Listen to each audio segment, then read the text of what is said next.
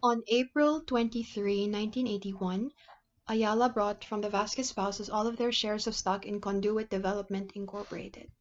Under their agreement, Ayala was to develop the entire property called as the retained area. This retained area was to be retained by the Vasquez spouses. The area to be developed by Ayala was called the remaining area. In this remaining area were four lots adjacent to the retained area, and Ayala agreed to offer these lots for sale to the Vasquez spouses at the prevailing price at the time of the purchase. Taking the position that Ayala was obligated to sell the four lots adjacent to the retained area within 3 years from the date of the agreement, the Vasquez spouses sent several reminders letters of the approaching so-called deadline.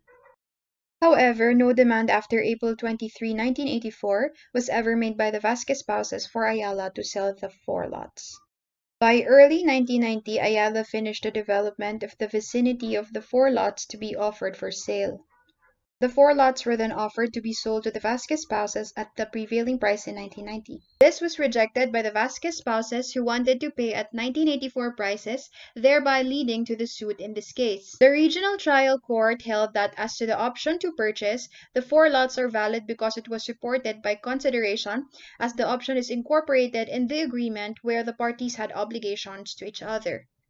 The Court of Appeals reversed the RTC's decision and held that paragraph 5.15 of the agreement is not an option contract, but the right of first refusal, there being no separate consideration therefore.